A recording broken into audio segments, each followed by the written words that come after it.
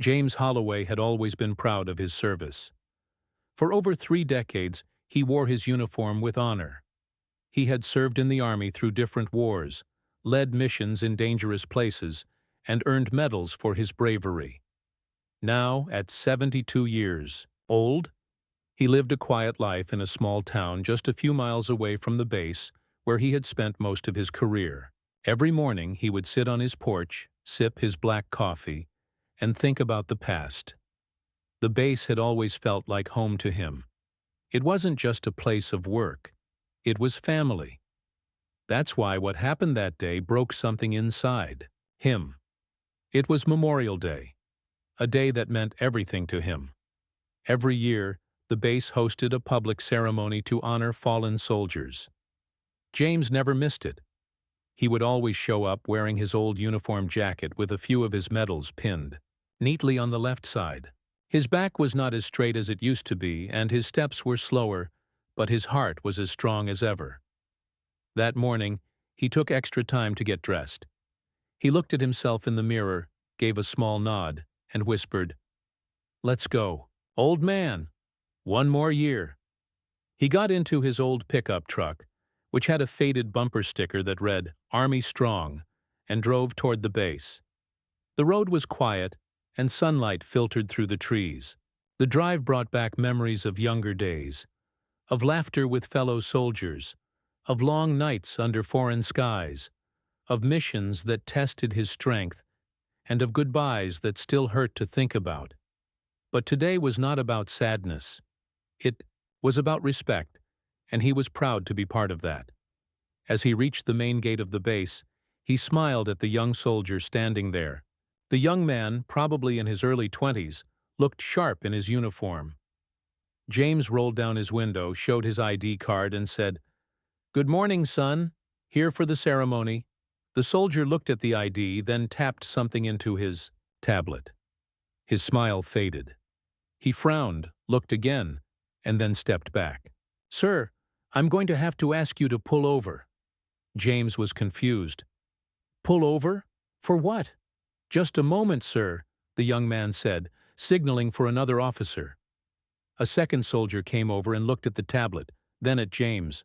They spoke in low voices for a minute. Then the second soldier came to the window and said, "Mr. Holloway, I'm afraid you're not permitted to enter the base." James blinked. What? "You're on a restricted list. I'm sorry, but you've been flagged. I'm going to have to ask you to turn around." James thought he must have heard wrong. "Son, I served here for 30 years. I've got more history with this place than most of you. There must be some mistake."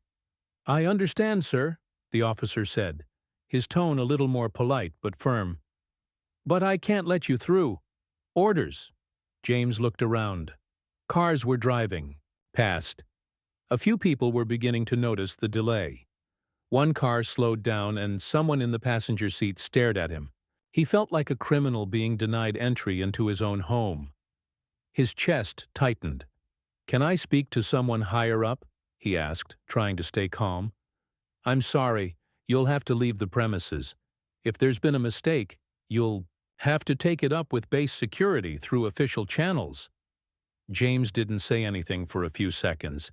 He just looked at the officer, then back at the base he once walked proudly through, now behind a barrier he never thought he'd face. With a slow nod, he put the truck into reverse, turned around, and drove away. As he drove, the world outside felt blurry. He wasn't angry at the soldiers. They were just doing their jobs. But someone, somewhere, had made a decision. A decision that pushed him out like he didn't matter. It wasn't just being denied entry. It was what that moment said. That his service, his sacrifice, his entire history with that place had been erased with one order.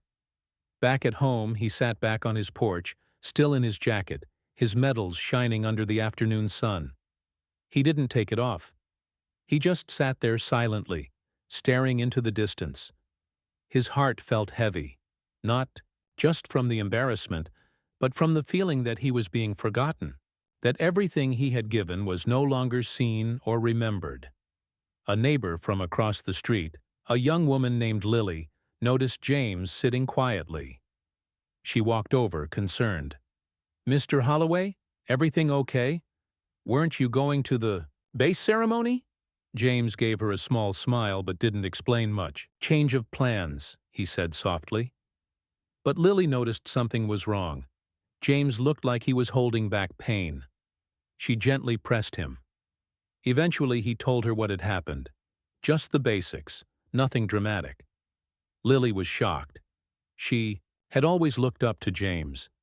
He was the kind of man who waved to everyone, helped mow neighbors' lawns even at his age, and always stood for the flag. She couldn't believe someone like him had been turned away. Without telling him, Lily took out her phone and posted a message on a community page. She included a short video she had once taken of James talking about his army days and wrote, "This is James Holloway, a war hero and lifelong soldier. Today, he was denied entry to the very base he served for over 30 years. No explanation, no respect, just told to go home. Is this how we treat our veterans?" The post started to get attention. Fast. Meanwhile, James sat quietly, unaware of the storm that was building online. All he could think about was that moment at the gate. That cold look. That denial. He remembered his younger days when he'd walk through that gate with soldiers saluting him. Now even the gate itself seemed to reject him. As the sun started to set, James finally stood up, went inside, and carefully hung up his uniform jacket. He looked at his reflection again, just like he had that morning. But this time, he didn't nod. He just stood there, wondering if the world had truly moved on without him. But change was coming. Faster than he could ever expect, because the man he once commanded in the field, a young lieutenant who had once looked to James as a father figure, was now wearing 4 stars on his shoulder. And when he saw Lily's post, he didn't just get angry. He got moving. And while James thought his story had been quietly closed at that gate, it was only just beginning.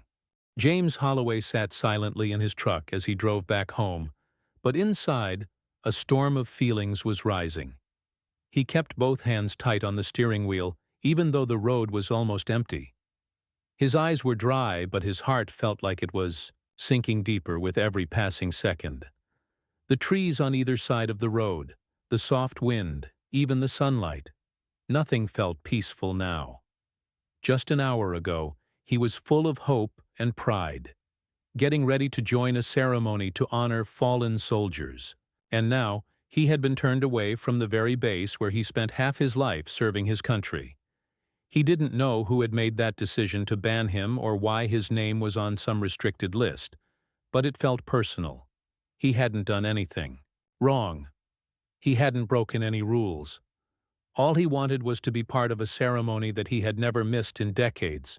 Now it felt like someone had taken a red marker and crossed his name off history itself.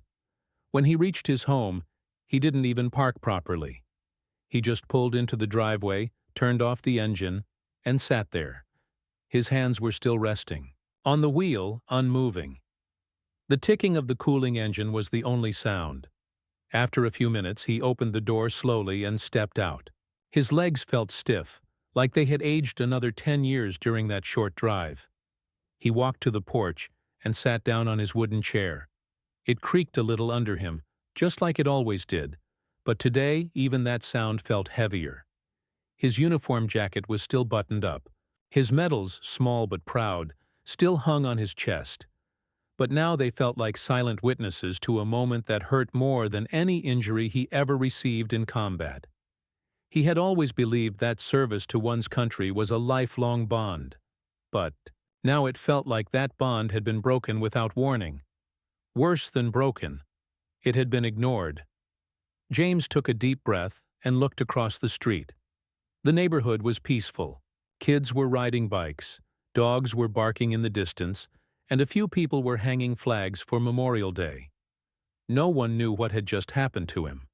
No one saw the way his hands trembled slightly as he touched the edge of one of his medals. He felt invisible.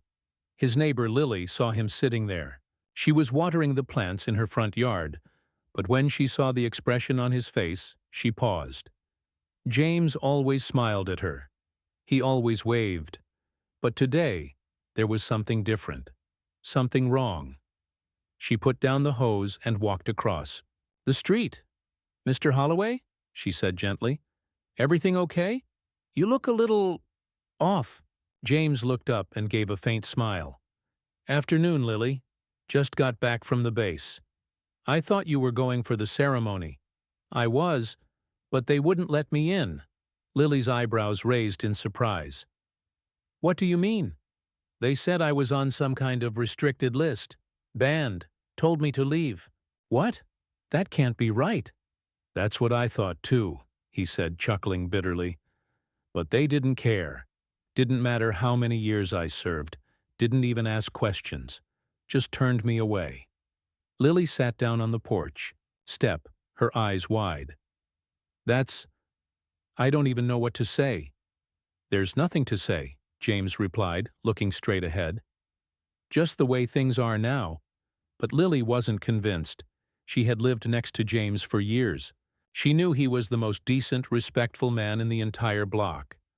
Always helpful, never angry, never disrespectful. He once helped her fix a flat tire in the rain. Another time, he brought groceries to her mother when she was sick. He wasn't just a veteran. He was the kind of person who made the whole street feel safer. After sitting with him a little while, Lily went back to her house, but she couldn't stop thinking about what he told her. She felt like something had to be done. Maybe it was just a mistake.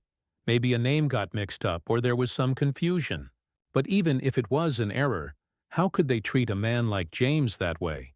Without respect, without care, without even checking twice. Lily picked up her phone and went through her camera roll. A few months ago, she had taken a short video of James telling a funny story about one of his Army days. He was talking about a time when he and his unit got caught in the rain during training and had to take cover under a half-broken tank. His laugh in the video was full of life. She decided to use that video. Not because it was dramatic, but because it showed the kind of man James really was. Someone full of honor, heart, and humor. She posted the video on a local Facebook group along with a short message. "This is James Holloway, my neighbor, a retired veteran with more than 30 years of service. Today, on Memorial Day, he went to the base he served at to attend the annual ceremony. But they turned him away, told him he was banned. No reason, just orders. He sat on his porch for hours, still in his uniform. Not angry, just heartbroken. This isn't how we treat our heroes." She didn't think much would happen. Maybe a few people would comment or share it. But within minutes, the post began to spread. First, it was shared among people in the town. Then it reached veteran support groups. Then military families. Hundreds of comments poured in. "This makes me sick. My dad served 20 years. He would be crushed if this happened to him. We need names. We need answers. Let's find out who did this to Mr. Holloway." The video of James started appearing on Twitter, on Instagram, even on Reddit. People began tagging military officials, veteran organizations, and even news stations. A few influencers with large followings picked it up.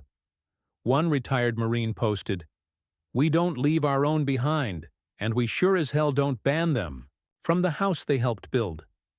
Back at James's house, none of this was known to him. He wasn't on social media. He didn't check Facebook or watch viral videos. He just sat quietly, looking at the sky, remembering names and faces from years ago, men who never made it home, ceremonies he had led, honors he had given to families of the fallen. The memory of handing a folded flag to a crying mother during one of the hardest days of his career came rushing back. And now, on this day meant, for remembering all of them, he had been locked out. But far from his porch, something big was starting to happen. Across the state, across the country, people were talking about him. Some were calling the base. Others were emailing military hotlines, demanding answers. A few news reporters even began digging into the story. At the same time, Someone else saw the video. Someone who knew James very well. General Marcus Keene. Back when he was just a young lieutenant, Keene had served under James in a war zone overseas. James had once saved his life during an ambush. Keene had always remembered that day. Always remembered the older man who pulled him to safety and gave him advice when he wanted to quit. He had kept a photo of their unit together on his desk, even after becoming a four-star general. When he saw the post, he stood up from his chair, stunned. Then he watched the video. He recognized James immediately. "This can't be real," he muttered. But it was, and when he confirmed it, he made a quick decision, one that would shake the entire base. He wasn't going to send an email. He wasn't going to make a call. He was going to show up in person. Meanwhile, James was preparing to take off his jacket and change into more comfortable clothes. But just as he stood up, he noticed something strange. A low rumble, then the sound of engines, then flashing lights. He walked to the edge of his porch, and what he saw was something no one on his street would ever forget. The military was coming, but not to take him away. This time they were coming to make things right. And James had no idea just how far one simple post, made by a kind neighbor, was about to carry his story. James Holloway was standing on his porch, still wearing his old army jacket, when he heard the rumble of engines in the distance. At first he thought it was just regular traffic, maybe some trucks passing by. But the sound grew louder and steadier, and then he saw something that made him freeze in place. Down the street, slowly turning the corner, was a long military convoy. Several large army vehicles, one behind the other, rolled down the quiet neighborhood road. A black SUV with tinted windows led the group, followed by a Humvee, and behind them came a few more official-looking cars. Flashing lights lit up the street, but there were no sirens. It wasn't an emergency. It looked like a high-level visit. Neighbors started stepping out of their houses. Curtains were pulled back, doors opened, and people came out onto their porches, wondering what was going on. Nothing like this had ever happened here before. It was a peaceful street, the kind where the biggest news might be someone putting up Christmas lights too early. But now, military vehicles were parking right in front of James's house. James stood still, not knowing what to think. His heart started to beat faster. For a second he wondered if maybe there had been some mistake, and they were here to arrest him for something. His name was on a banned list, after all, but no one got out of the cars with weapons. No one looked angry or serious in that way. The first door that opened belonged to the black SUV. A tall man stepped out. He was wearing a crisp uniform, stars on his shoulders, medals shining on his chest. It took James a moment to recognize the face, but when he did, his eyes widened. "Keene?" he said under his breath. The man walking toward him was now a four-star general, but James remembered him as a young, nervous lieutenant. Back then, Keene had been full of questions and doubt, but he had heart.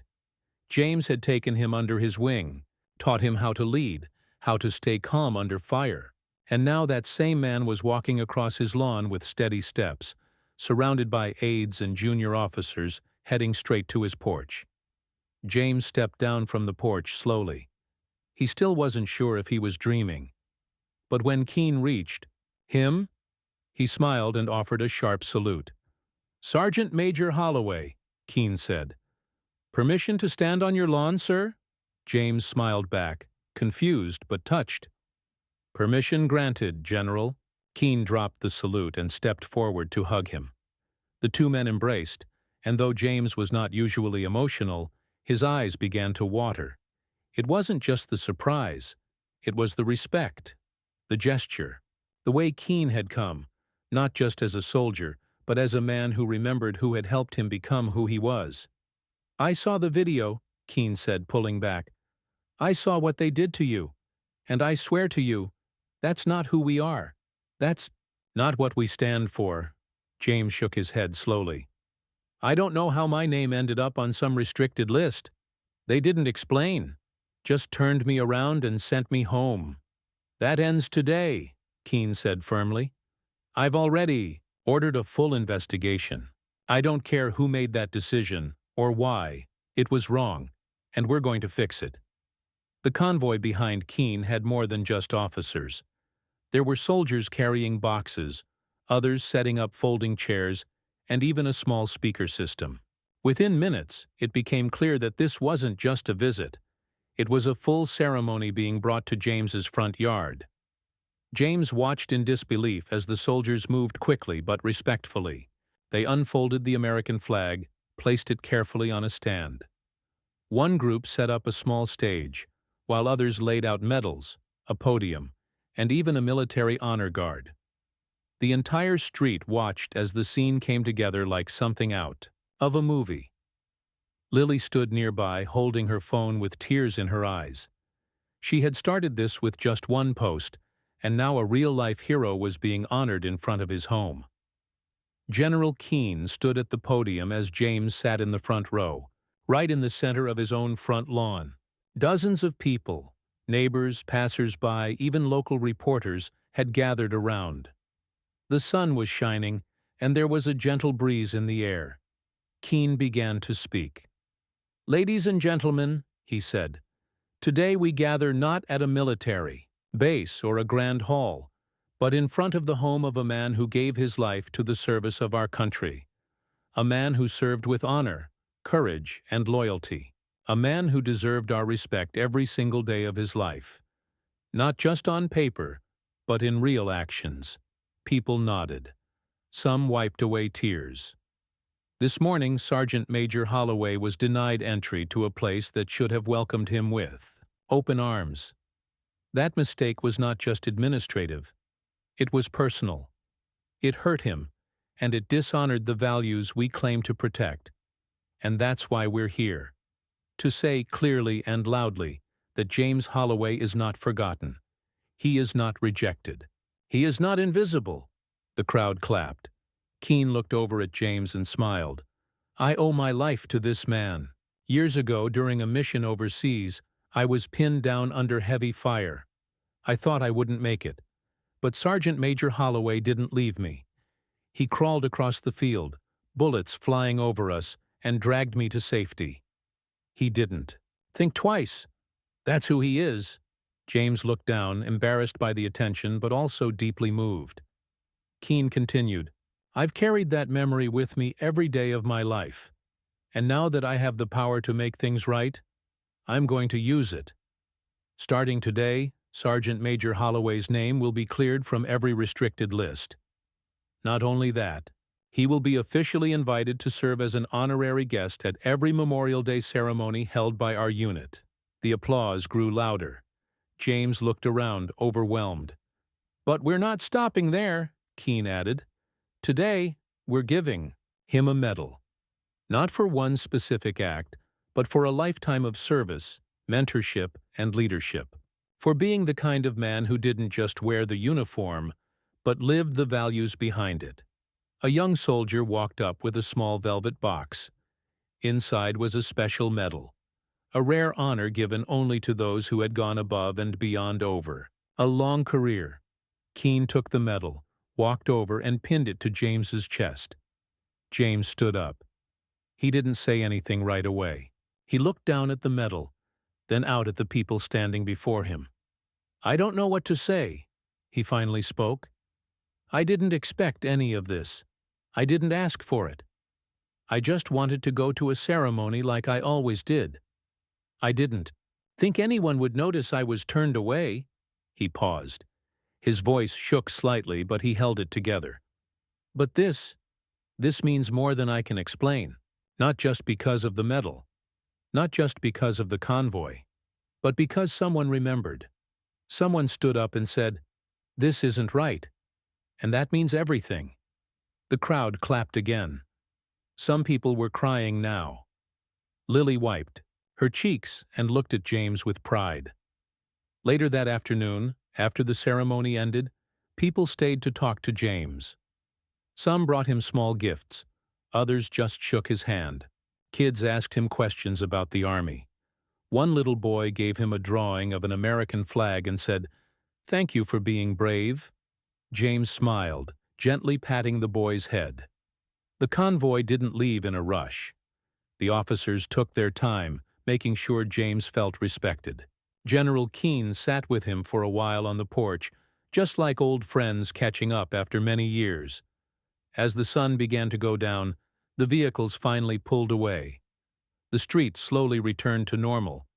But something had changed. James was no longer just the old veteran who sat on his porch.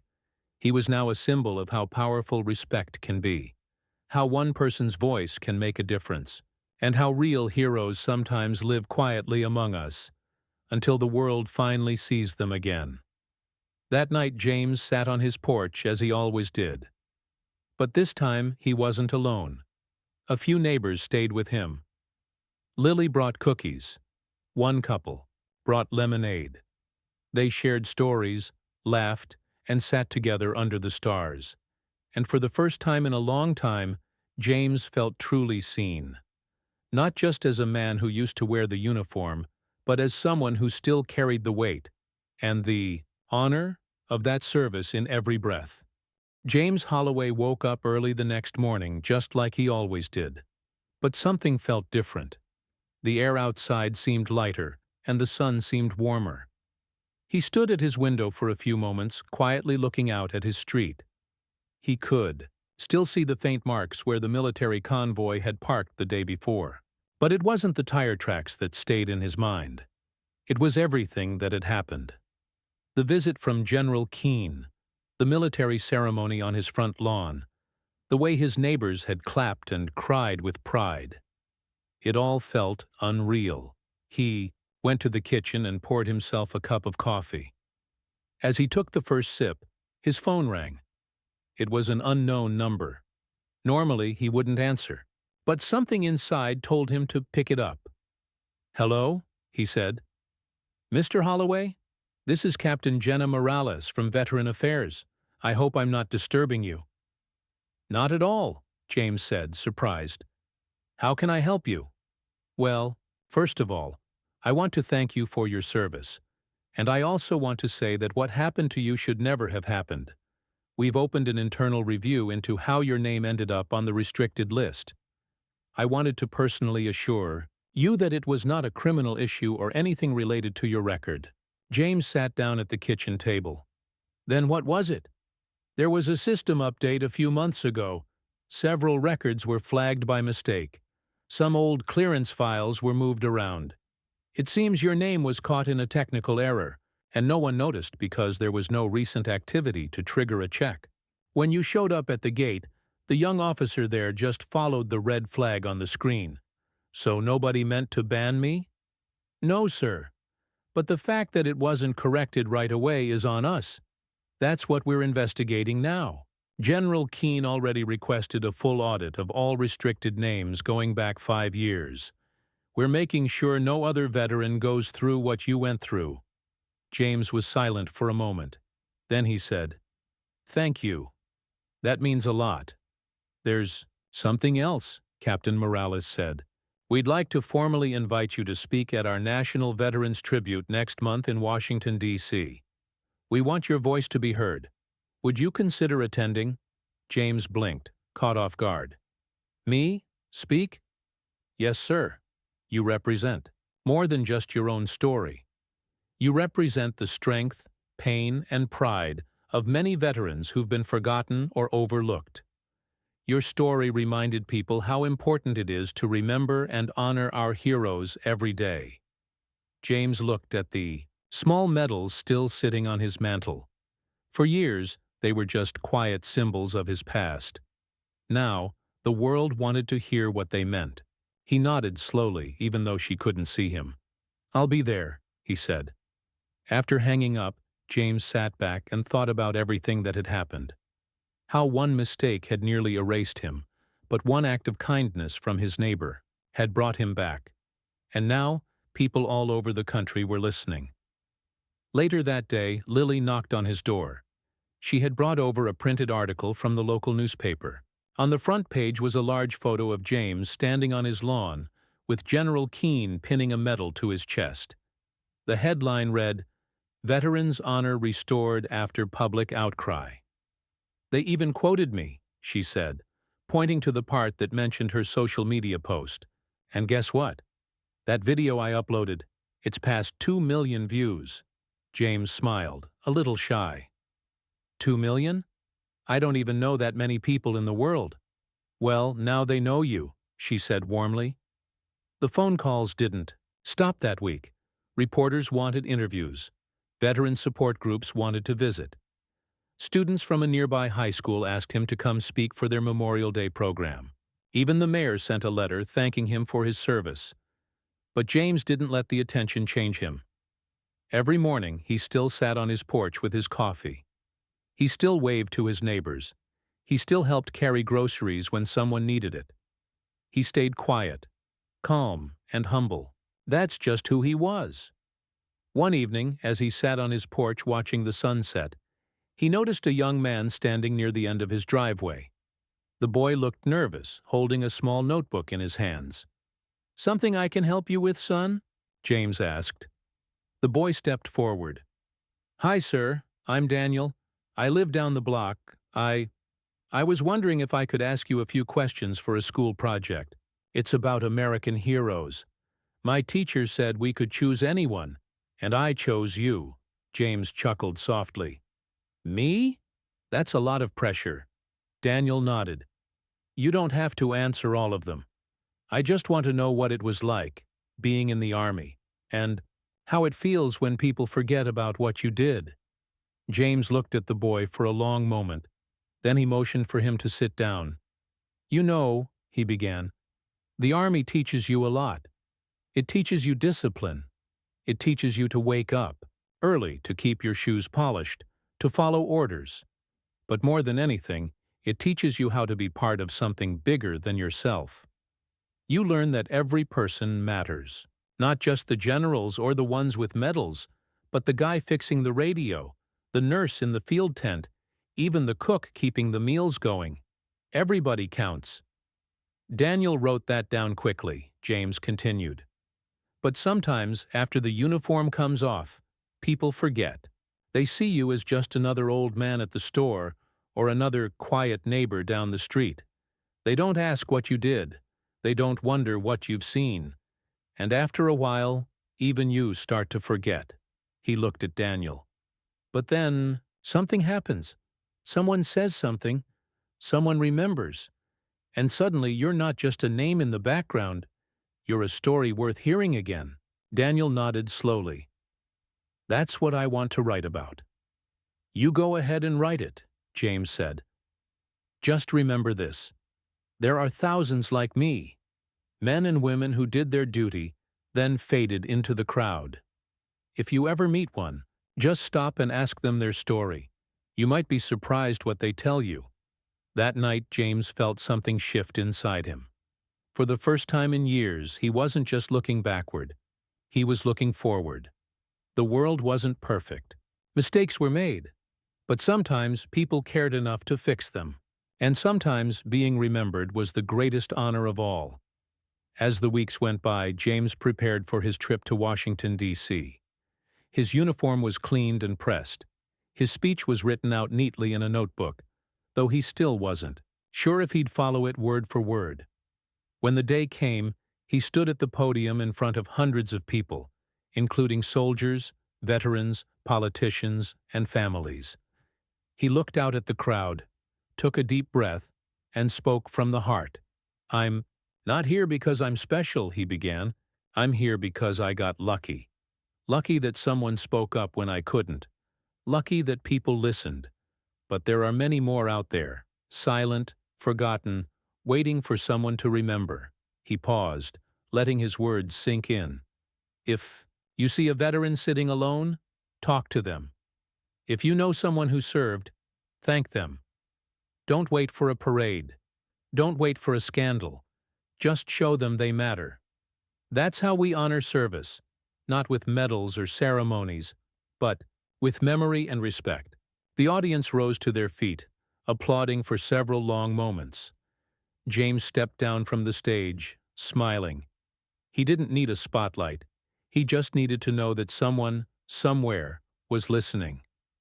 And now, the world was, because sometimes, even when a door closes, when you're turned away, overlooked, or banned, another one opens. Sometimes, the world needs to be reminded of its heroes. And sometimes, those heroes live on quiet streets, sit on worn porches, and carry their medals. Not on their chest, but in their hearts.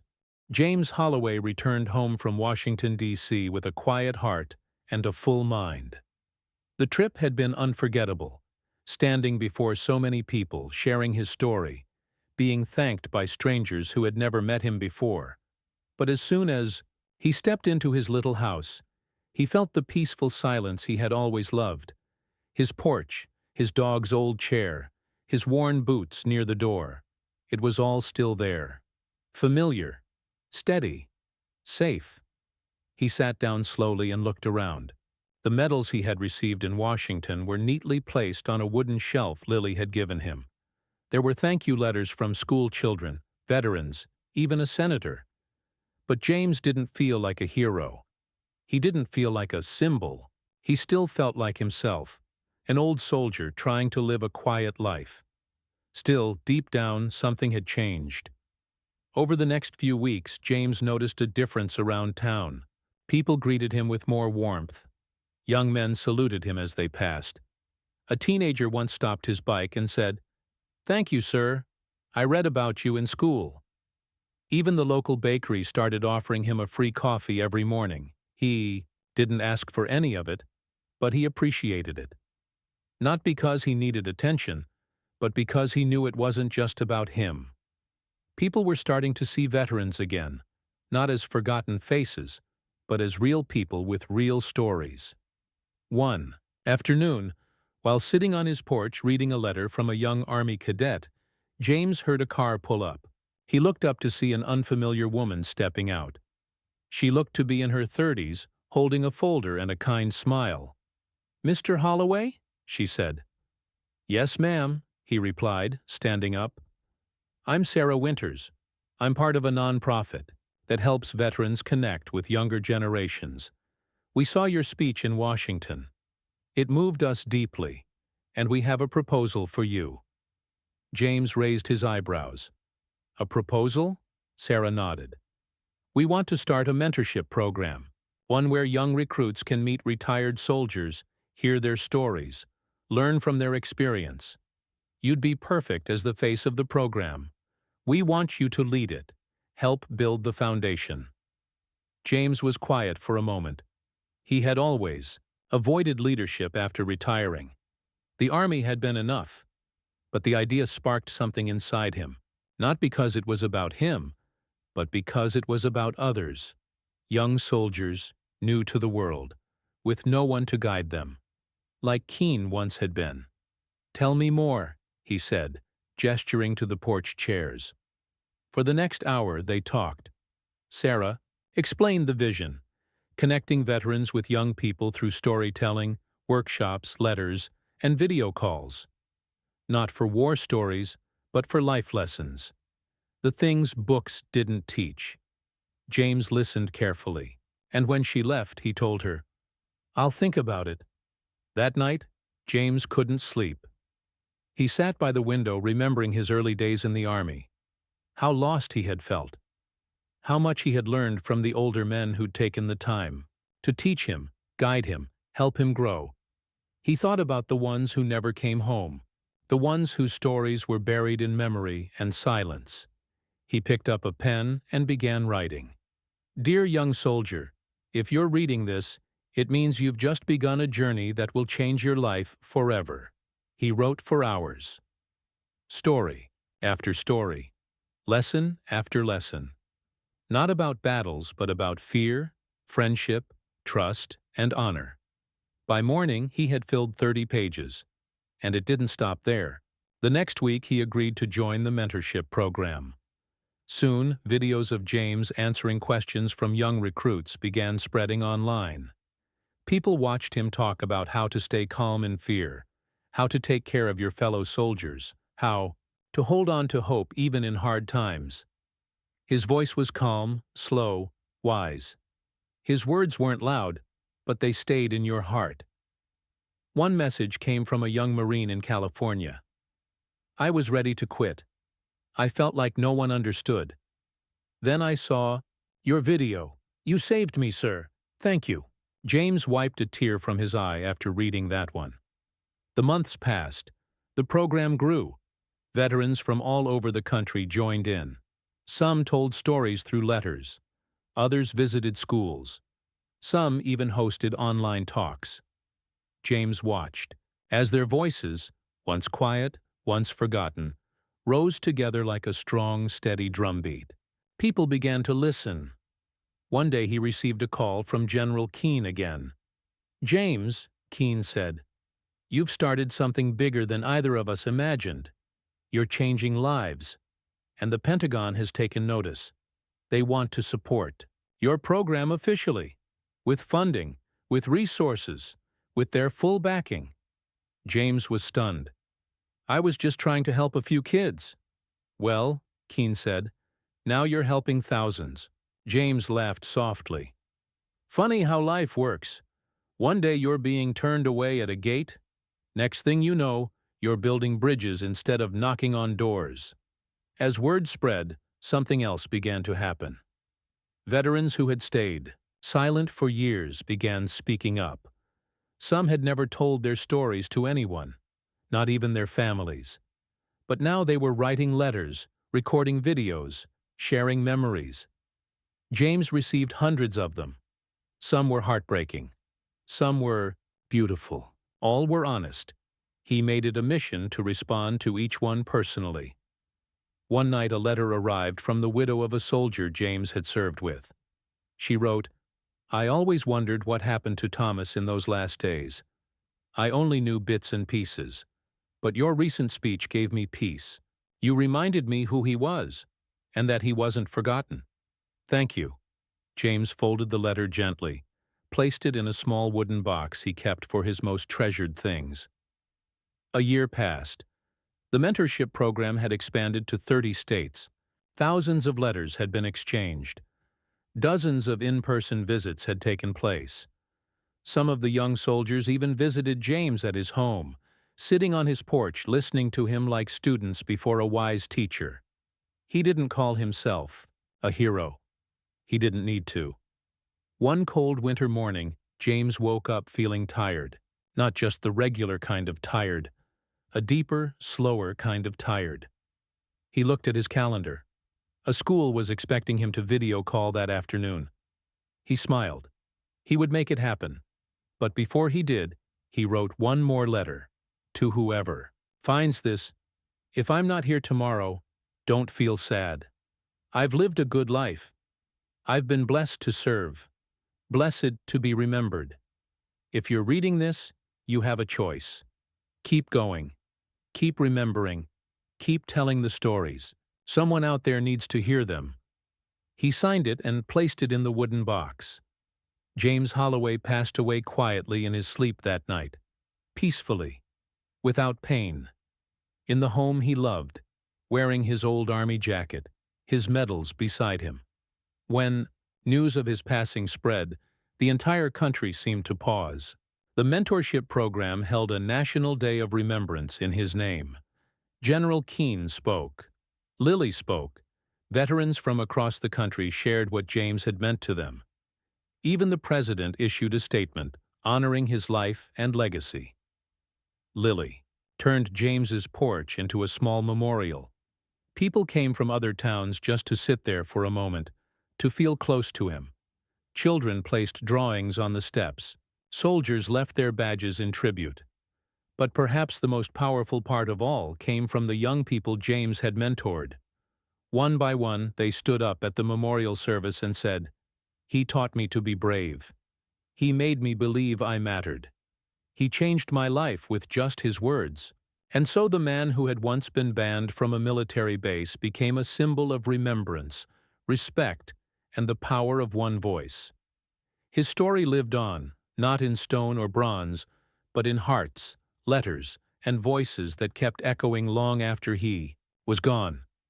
Because James Holloway didn't just wear a uniform, he carried a legacy. And now, the world would never forget.